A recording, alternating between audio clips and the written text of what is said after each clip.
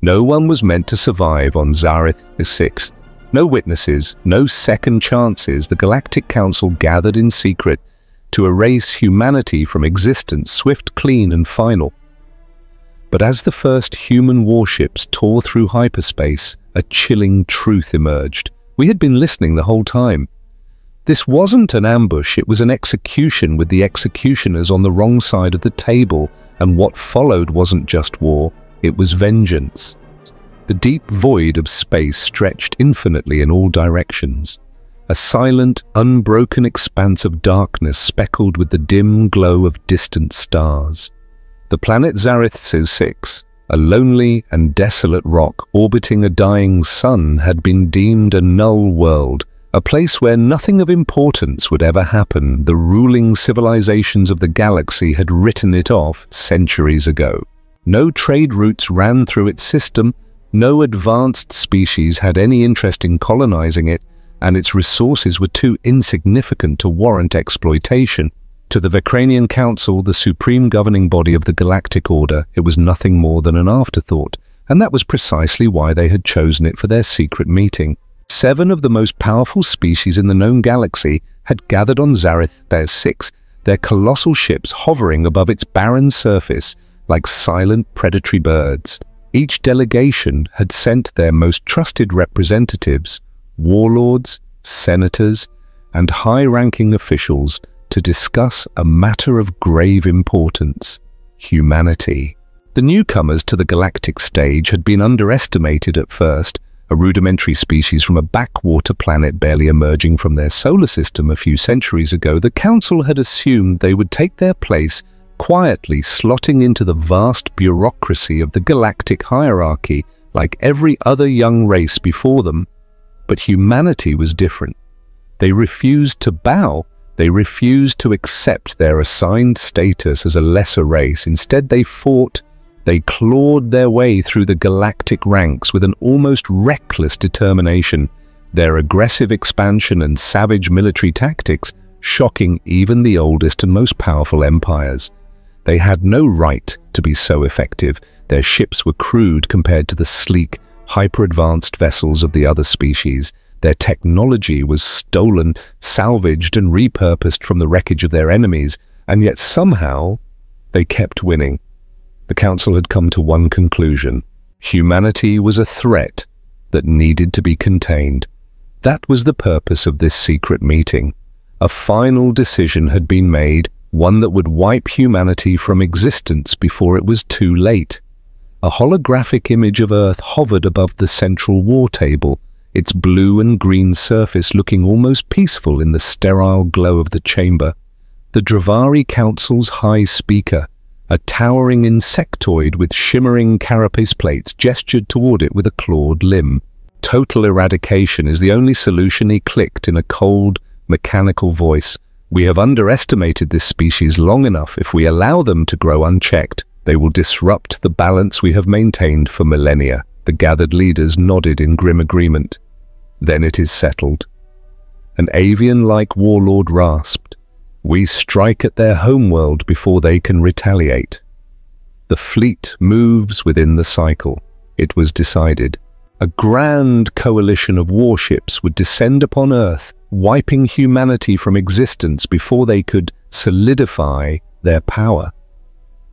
It was a foolproof plan until the alarm started blaring. A sudden piercing siren filled the war chamber, the artificial voice of the station's security AI crackling to life. Unauthorized fleet detected. Multiple warp signatures inbound. Extreme hostile intent confirmed. The gathered leaders turned to the large viewing window, just in time to see the impossible. A fleet. Not theirs, humanity's. Hundreds of warships emerged from hyperspace, each one a monstrous fusion of steel firepower and raw defiance. They came in formations, moving with ruthless precision, their hulls scarred from 100 battles, but still standing strong. Leading them was the ISS Retribution, a dreadnought of terrifying size, its cannons already glowing with the ominous charge of particle-based weaponry. A transmission cut through the security channels, overriding every encrypted frequency. With a single message, a voice unmistakably human filled the air with a quiet, lethal certainty. No one was meant to arrive, huh? Well, that's too bad, because we're here. The first shots were fired, and the war for humanity's survival had begun. The silence after the transmission was brief but suffocating. For the gathered galactic leaders, time seemed to slow as they stared out the viewport at the impossible humanity's war fleet in numbers they had never imagined, armed with weapons that should have been decades behind their own, but somehow, horrifyingly, were still lethal. The first volley struck the outer defense stations before the assembled warlords could even issue a command. Bright lances of plasma and kinetic rounds tore through the fragile orbital platforms, sending debris spiraling in all directions. The humans hadn't come for diplomacy. They hadn't come to negotiate. They had come for war. Inside the council chamber, panic set in. This is an act of madness. The avian warlord shrieked, his razor-edged wings flaring wide. They're attacking us here. They must know they have no chance against the full might of the coalition. They should have no chance. Another leader hissed his reptilian tail, thrashing against the smooth floor in agitation. Our intelligence indicated their fleet was fragmented and that they lacked proper coordination. What is this? The Dravari High Speaker, his insectoid mind working faster than the others realized. The terrifying truth they knew. The other leaders turned to him, their confusion evident. The speaker's mandibles clicked together in unease. They knew about this meeting and our plans to strike first. His many eyes reflected the sight of the human fleet as it closed in. This is a preemptive attack. The room fell silent. Then the chamber doors exploded inward. A shockwave sent bodies tumbling, thick smoke rolling into the room as armored figures stormed inside. Their weapons, rudimentary yet savage, fired in tight controlled bursts. The first to fall was the avian warlord, his feathery body collapsing as kinetic rounds punched through his ornate battle cloak. The others barely had time to react before the humans were upon them. They weren't like the elites of the Dravari Guard or the ceremonial warriors of the Galactic Coalition. These were soldiers hardened by war, trained in the kind of ruthless, efficient combat that the Council had never encountered firsthand. The leader of the human strike team stepped forward, helmeted and armored his rifle, still smoking. His voice was distorted through the helmet's speaker, but there was no mistaking the sheer disdain behind it. You thought you could decide our fate in some secret little meeting, he said, stepping over the body of a fallen counselor. You thought you could wipe us out while we sat back and waited. He reached up, unclipping his helmet and pulling it free. The face beneath was scarred, weathered human, with piercing eyes that carried the weight of a species that had fought for everything it had. We heard every word, he said, tossing a small pulsing device onto the war table. A signal jammer. They had been listening in all along. The Dravari High Speaker tried to retreat, his many limbs moving in frantic desperation. This is a mistake. Your people don't have to suffer this fate. The human soldier's lips curled into a smile, one devoid of humor. Oh, we're not the ones suffering, he said. You are above outside the station. The battle reached a fever pitch. Human warships, vastly outnumbered but not outmatched, tore into the coalition forces with almost surgical precision. They fought like cornered beasts, like a species that refused to die quietly. The war for Dravar 6 was just beginning, and humanity had drawn first blood. The chaos of battle had reached every level of the station. Outside, human warships carved through the coalition's fleet, their weapons punching holes in enemy vessels that had until now never known true war. Inside, elite human soldiers tore through the security forces, moving with terrifying efficiency. For the first time in centuries, the so-called supreme rulers of the galaxy felt fear. The Dravari High Speaker scrambled backward, his many limbs shaking as he watched the human soldier before him. The rest of the council members had either been gunned down or captured, their bodies lying motionless on the pristine floor of the war chamber. The stench of burning ozone filled the air. This is insanity, the High Speaker gasped, his mandibles clicking frantically. Do you think you can win a war against the entire galaxy? The human, still holding his rifle at a low ready, tilted his head slightly. His expression was unreadable, but his eyes held the cold, lethal confidence of a predator who had already decided the outcome. You really don't get it, do you? He muttered. The High Speaker's multiple eyes darted around, searching for any possible escape. We are the Supreme Order, he choked out. Our empire has stood for thousands of cycles. You, your people, you're nothing but a fleeting species, a mistake. The human let out a dry, humorless chuckle. And yet here we are, he said, spreading his arms slightly, motioning towards the carnage around them. Your defenses gone, your fleet burning your leaders. His eyes flicked down to the bodies littering the chamber floor. Pretty self-explanatory. He took a step forward and the High Speaker flinched. Here's the thing, Bug, the soldier continued, voice like steel. You all got used to easy wars and political maneuvering, power plays from a distance, from Earth. You built your armies for intimidation, not survival. He crouched slightly, bringing himself to eye level with the trembling alien. We only know war. A deafening explosion rocked the station. From the viewport, the High Speaker saw it. A colossal coalition battleship, one of the strongest vessels in the entire galactic fleet, was splitting apart. It hadn't been destroyed by orbital bombardment. It hadn't been overwhelmed by numbers. A human boarding team had taken it from within. The realization hit the High Speaker like a physical blow. The humans had anticipated everything. They hadn't just come to attack. They had come to conquer. The human soldier raised his weapon, his expression dark. This is what happens when you back a species into a corner, he said. You tried to erase us. You tried to decide our fate before we even had a seat at the table. The High Speaker tried to protest, tried to say anything, but the words never came. Because at that moment, another voice came through the humans' comms, Fleet Admiral Kale, to all ground teams. The station is secure.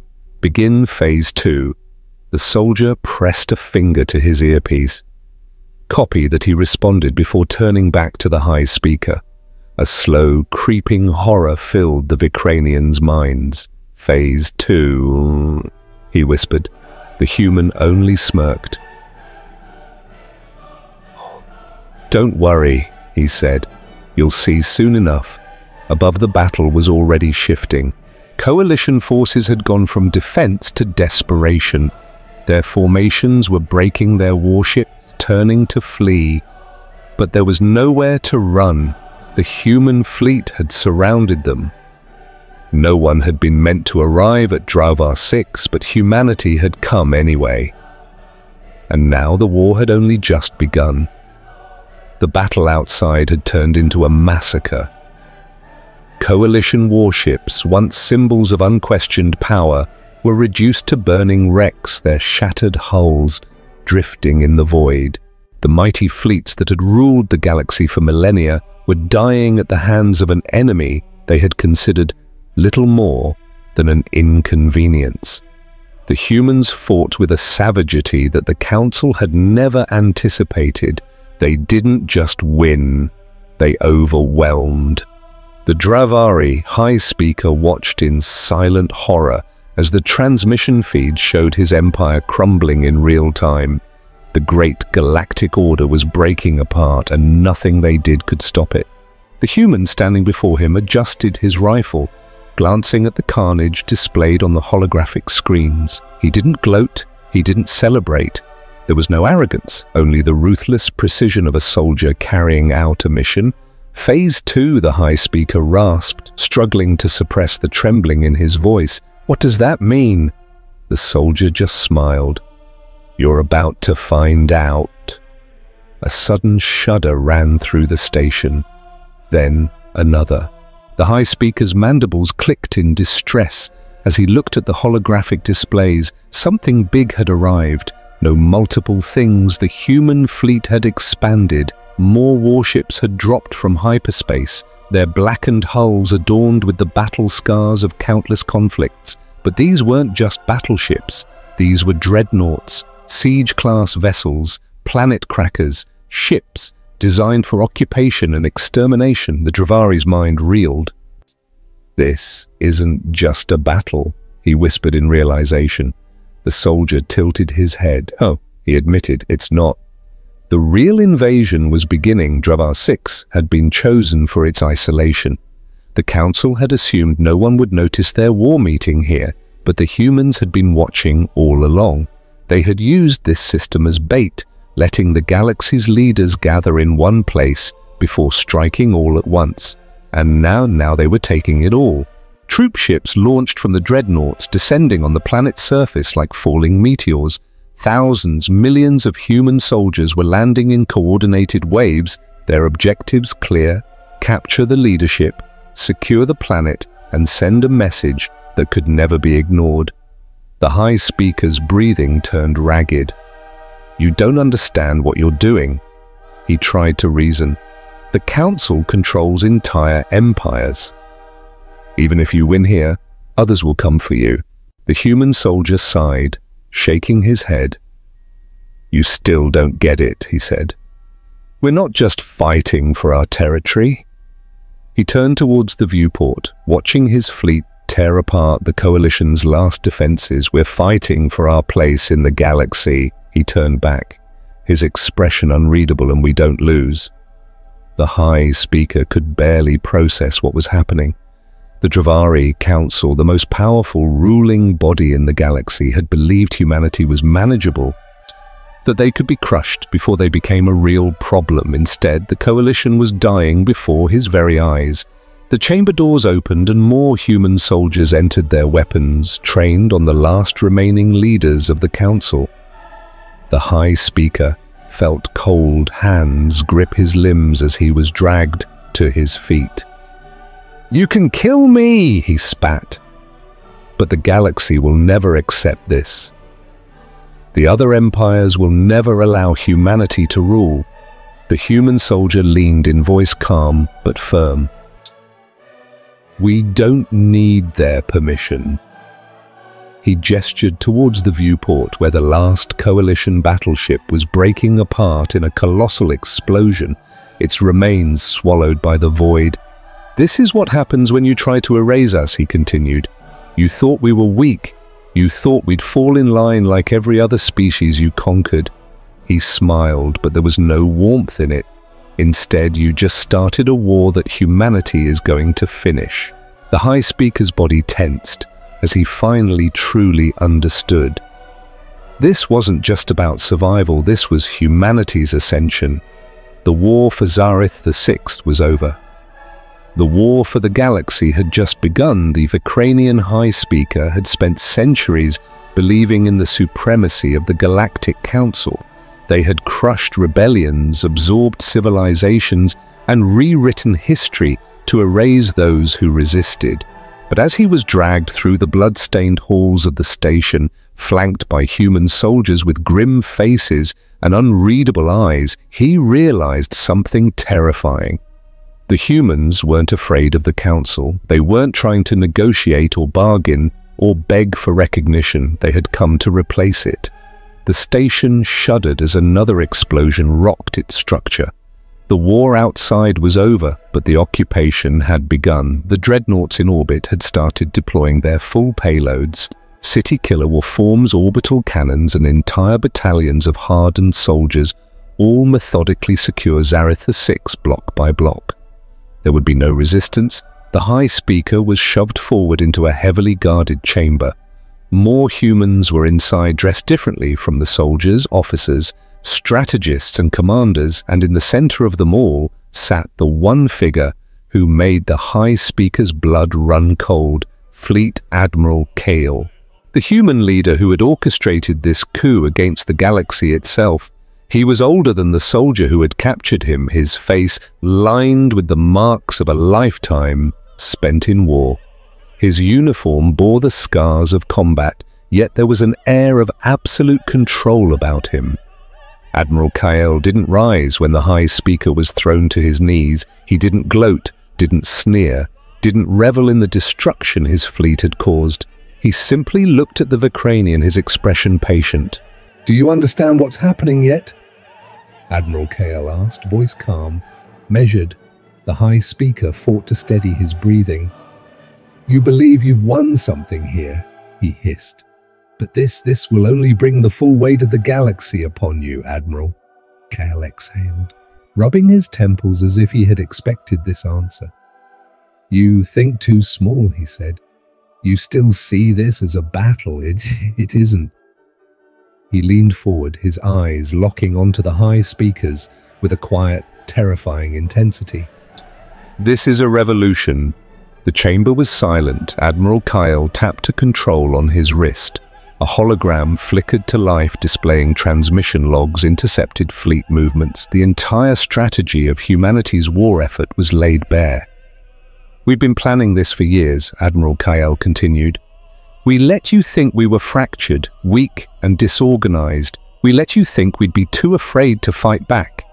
He gestured towards the display. "And now, the first domino has fallen." The High Speaker's mandibles quivered as he processed what he was seeing. This wasn't a rogue attack, this was an empire rising.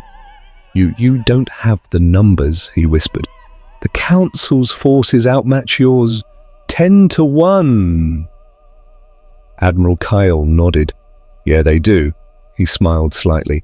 "But tell me something, how many of them actually want to fight for you?" The High Speaker hesitated. Admiral Kyle leaned back in his chair. "See, that's the real trick. Your empire was built on fear, on suppression. You thought ruling through intimidation made you strong. But you never realized what would happen the moment someone actually stood up to you." The High Speaker's mind raced. He had always assumed the other species of the galaxy feared the humans as much as the Council did.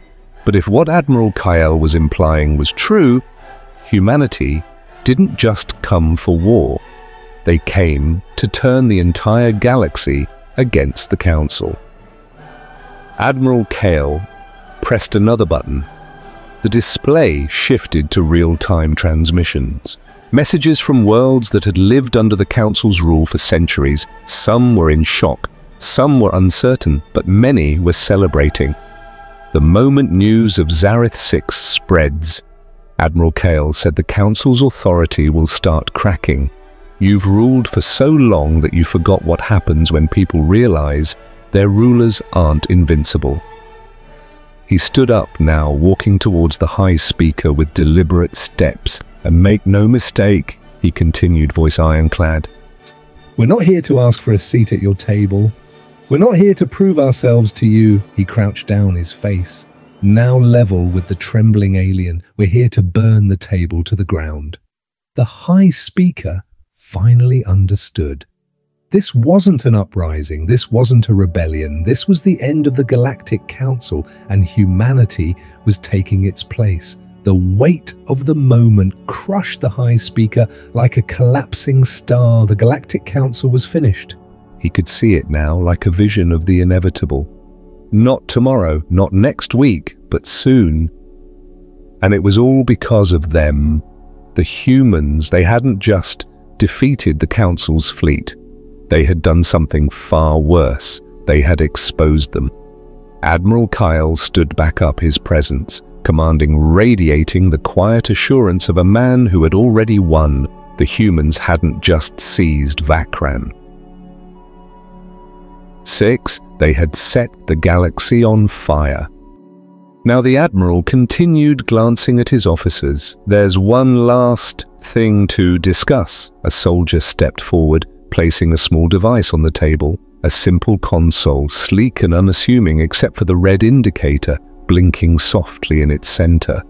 The High Speaker stared at it. His voice wavered. What is this, Admiral? Kyle exhaled as if disappointed that the Vakranian hadn't already figured it out. This is the part where you tell the galaxy what just happened, he said simply. The High Speaker's mandibles clicked rapidly. You want me to broadcast a message? No, Admiral. Kale corrected. I want you to surrender. The room went dead silent. The High Speaker recoiled. Impossible, he spat. I will never... Yes, you will. The words weren't spoken with anger, not with threats. They were spoken with the absolute certainty of a man stating an undeniable truth.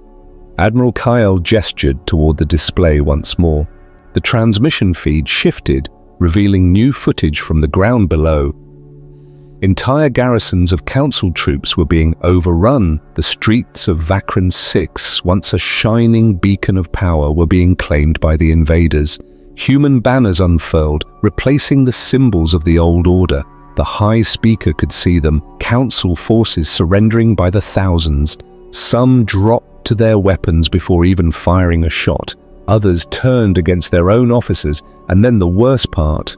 The High Speaker recognized some of the cities being shown, but something was wrong. He peered closer, his eyes widening in horror. Those weren't cities on Vakran 6. They were other worlds. Admiral Kale grinned. Yeah, you're not the only one falling apart. Bug. The High Speaker felt his insides twist.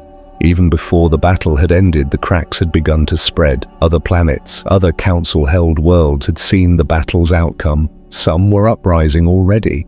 The domino effect had started, and humanity had only pushed the first one. You can resist, Admiral Kyle said, stepping closer. You can hold out, but every day you do, another world will rise, another world will fall out of your control. The High Speaker looked down at the console again, the blinking red light, the waiting message, a formal surrender. Admiral Kyle leaned in once more. His voice dropped to a low, deadly whisper. Or he said, you can be the first to admit the truth. That your empire is done? That your rule ends today? The High Speaker's limbs shuddered. He knew at that moment that the Council had never ruled through strength. They had ruled through fear, and fear only worked if no one challenged it. For the first time in 1,000 cycles, the galaxy had seen a new kind of strength.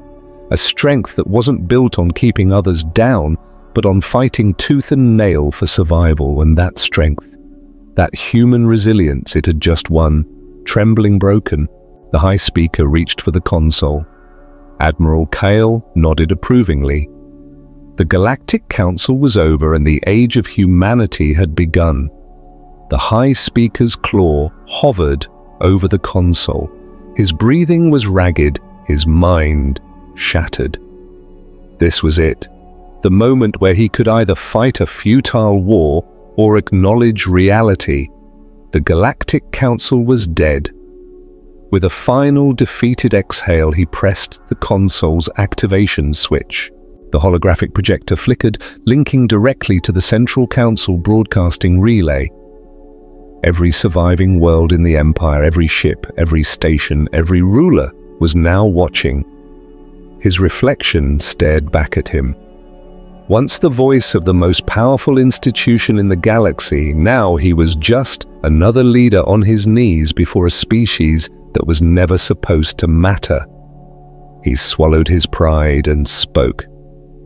This is High Speaker Varnak of the Galactic Council. His voice, though steady, held the weight of centuries crashing down. At once I am broadcasting this message to all Council worlds, to all sectors, to all remaining forces. He closed his eyes. The war is over. He could feel the moment the galaxy changed across star systems. Entire fleets and entire civilizations watched in shock as their ruler, their unshakable leader, conceded defeat. The image of human soldiers standing behind him was seared into history. I call upon all remaining forces to stand down immediately. He continued, the words acidic on his tongue. Resistance is futile. The humans have taken Zareth. They have shattered our fleets. They are... He swallowed hard, mandibles clicking. They are now the dominant power in the galaxy, a death knell. Admiral Kyle leaned back, arms crossed, his expression unreadable as the words spread like wildfire. Some would never accept it, some would resist, but it didn't matter. The illusion of the Council's invulnerability had shattered, and a broken empire could not stand. The transmission cut out. The high speaker slumped, the weight of his words draining the last of his resolve. Admiral Kyle turned to one of his officers. "Start the secondary transmissions. I want this message distributed to every resistance cell, every Council colony that's been under their boot. Let them know." He gestured to the speaker that their masters just gave up. The officer nodded and got to work. Admiral Kyle then crouched in front of the high speaker, studying him like an old relic. "Hell of a speech," he said. "Not bad, considering you probably wanted to rip my head off a few hours ago." High Speaker Varnak didn't answer. Admiral Kyle smirked. "You thought we were the ones who weren't supposed to arrive." He stood. "Turns out we weren't just meant to arrive." He turned towards the viewport, watching as human banners were raised over the capital below. "We were meant to take over." The fires of war had barely cooled before the new order began. Human ships patrolled the space lanes once held by the Council. The former rulers of the galaxy had fractured overnight, some choosing to collaborate, others trying to fight a war that was already lost. Some still refused to accept reality. On the far side of the galaxy, remnants of the old empire, rogue admirals and loyalist fleets began to gather. But for every rebellion that sparked 100 more worlds saw an opportunity. No longer ruled by fear, they rose, not against humanity, but alongside them, because the truth was undeniable.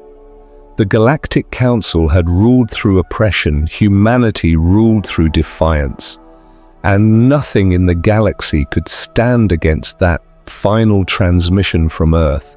Year one of the human era, to every species, every world, every survivor of the old order, hear this. Humanity has taken the stage.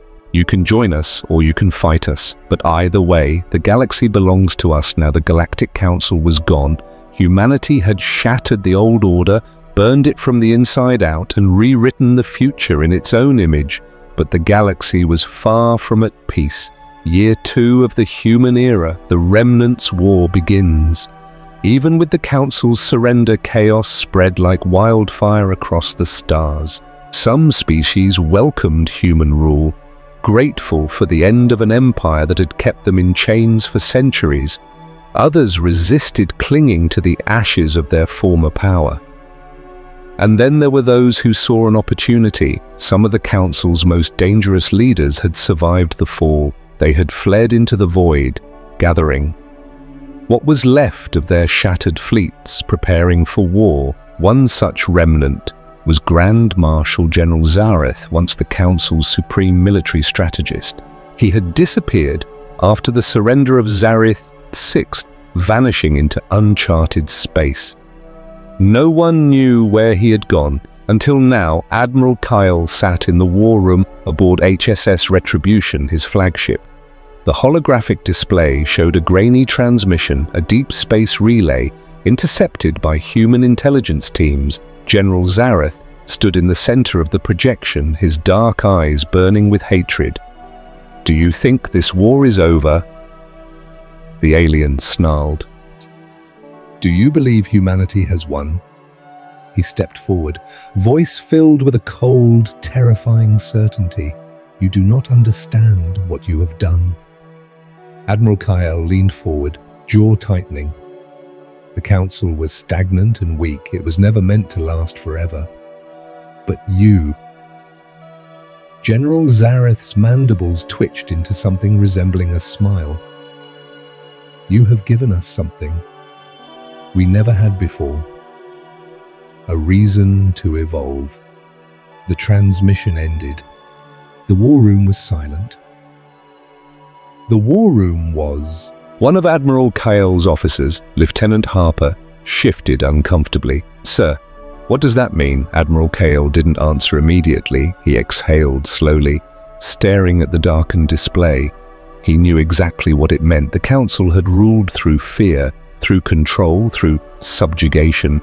But their remnants, the ones who had survived humanity's firestorm, they were about to fight a war on different terms. This wouldn't be the same empire that had crumbled under human defiance. This would be something new, something born from the ashes of defeat. Admiral Kael turned toward the officers gathered in the war room, his voice steady. "Get the fleet ready," he ordered. Harper frowned. "Are we launching a counter-offensive?" "Admiral?" Kael shook his head. He turned back to the viewport, watching as Earth's banners waved in the void. "They're not coming to defend their old empire," he muttered. "They're coming to wipe us out. The human empire versus the remnants' war for the future." The first battle was only weeks away, and the real test of humanity's rule was about to begin. The war for the future begins. The first strike came faster than anyone expected. A week after General Zareth's transmission, a human-controlled trade station near the Vexus Expanse was reduced to drifting wreckage. Survivors spoke of shadow fleets, warships with unfamiliar markings, faster and stronger than anything the old Council had ever deployed. By the time Admiral Kael's fleet arrived, the battle was already over. The enemy had taken nothing, no cargo, no prisoners. They had simply destroyed, then vanished back into the void. But this wasn't just about destruction. This was a message, HSS Retribution. Aboard the human flagship, Admiral Kael studied the holographic wreckage, his hands tightening into fists. Around him, his officers waited for his reaction. "This isn't the Council," said Harper. She was the best intelligence officer in the fleet, and her tone carried an edge of unease. "Their tactics are different, more precise, more aggressive." Admiral Kael exhaled. "They're adapting." He tapped a command into the display. The wreckage zoomed in, highlighting a section of the ruined station. A symbol was painted along one of the surviving bulkheads, a clawed hand gripping a burning star. "They have a name now," Harper said grimly. The Ashen Claw. General Zareth's survivors had reorganized into something far more dangerous than the old Galactic Council.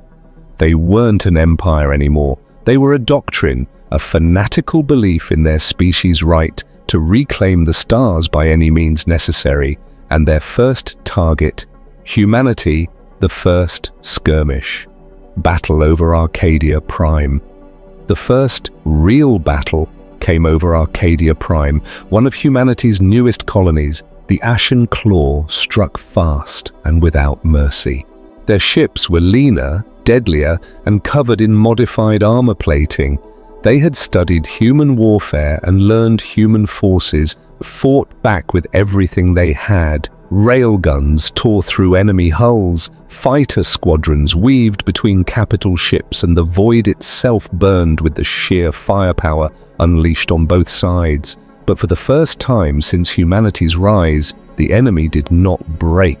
Unlike the old Council forces who had relied on their reputation to keep power, the Ashen Claw fought like men possessed. They adapted to human battle tactics in real time. They used flanking maneuvers, electronic warfare, and savage suicide strikes that sent ships crashing into human formations. Even Admiral Kael, who had fought in the bloodiest battles of the war, felt something unfamiliar creeping in as he watched the carnage unfold. Doubt. Could they actually win this fight? The battle raged for 36 hours before the Ashen Claw finally withdrew, leaving the skies over Arcadia Prime littered with thousands of human dead. Humanity had won the battle, but for the first time it didn't feel like a victory. The war shifts and humanity is on the defensive. Over the next few months, the war spiraled into a deadlock. The Ashen Claw struck deep into human-controlled space, hitting supply lines, destabilizing colonies, and spreading fear among newly conquered worlds. They weren't trying to rebuild an empire. They were trying to make sure humanity never ruled anything again, and they were succeeding. HSS Retribution is the decision that would change everything. Admiral Kyle stood in the war room, staring at the star map. Every red-marked battle zone was another place where the Ashen Claw had struck. "We're losing ground," Harper said bluntly. "At this rate, we won't be the ones running an empire anymore. We'll be the ones fighting for survival." Admiral Kyle clenched his jaw. He knew what had to be done. For years, humanity had fought like rebels, scrappy, defiant, overwhelming their enemies through sheer force of will. But they weren't the underdogs anymore. They were the rulers now. And that meant fighting like rulers. Admiral Kyle turned to his officers. His voice was cold, resolute. "It's time we stop reacting," he said. He pointed at the star map at a system near the dead heart of the old empire. "We take the fight to them, the counter-offensive begins." The next phase of the war would decide everything. Either humanity would crush the last remnants of the old empire, or the galaxy would watch them burn. Year 3 of the human era, the invasion of Korav Prime. The Ashen Claw had made one fatal mistake. They had spent the last year striking from the shadows, launching devastating raids, retreating before humanity could mount a proper counter-offensive. They were ghosts, unpredictable, fast, dangerous. But every army, no matter how disciplined, needed a home. And humanity had finally found it. War. Room Admiral Kale stood over the hollow display, watching the intelligence feeds pour in. Korav Prime, an old abandoned military world, had become the Ashen Claw's primary base of operations. It was deep in the shattered ruins of the former Council's empire, far from human-controlled space. It was a fortress with colossal orbital defenses, surface-to-space cannons, and a fleet twice the size of anything humanity had faced since the war began. And they were about to take it head-on. Final confirmation, Harper said, glancing at him. "Are we doing this, Admiral?" Kyle didn't hesitate. "Send the fleet. Operation Iron Veil. The assault begins." Humanity's war fleet. Nearly 500 warships, the largest force ever assembled, dropped out of FTL above Korav Prime. The Ashen Claw was waiting. The Battle of Korav Prime. The void erupted. Humanity's battle doctrine was simple: overwhelming firepower, relentless advance. Railguns launched hypervelocity rounds, tearing through enemy ships. Missile swarms blotted out the stars. Fighter squadrons weaved between capital ships, targeting weak points in the Ashen Claw's formation. But the enemy had learned Ashen Claw warships were faster than before. Their armor was reinforced against human weaponry. They moved unpredictably, countering human tactics with savage efficiency. Their capital ships, relics of the old empire rebuilt for war, unleashed plasma storms that melted human vessels in seconds. For every Ashen Claw ship destroyed, 3 human warships burned. And then the planetary defenses came online. From the surface of Korav Prime, colossal rail cannons fired into orbit, ripping human battleships apart. Entire fleets disintegrated before they could even reach the atmosphere. It was a slaughter. Admiral Kale watched from the bridge of HSS Retribution, his knuckles white. "This isn't working," Harper said, shaking her head. "We're getting picked apart. There was only one option left. We're taking the fight to the surface." The final gambit, ground invasion with orbital superiority, is impossible. Humanity did something insane. They landed troops in the middle of a war zone. Drop pods rained from the sky. Massive, Titan-class walkers touched down in fire and ruin. Legions of human marines, battle-hardened, armored in power suits, marched onto the battlefield. And the streets of Korav Prime became a nightmare. The Ashen Claw had prepared for an invasion. Their warriors, fanatical and unrelenting, fought with terrifying efficiency. They knew the terrain, they knew how humans fought, and they were ready to die to the last. Every street became a deadly gauntlet. Every block was paid for in blood. Even with overwhelming firepower, even with superior numbers, humanity was being slowed, drained and broken, and then Admiral Kyle himself entered the battlefield. At the end of the Ashen Claw, Admiral Kyle led from the front. He fought in the rubble. His armor was dented, his rifle overheated, standing side by side with his soldiers. And slowly, block by block, ruin by ruin, humanity pushed forward. By the time they reached the Ashen Claw's last stronghold, a colossal citadel built from the bones of the old empire, there were only a few hundred enemy warriors left.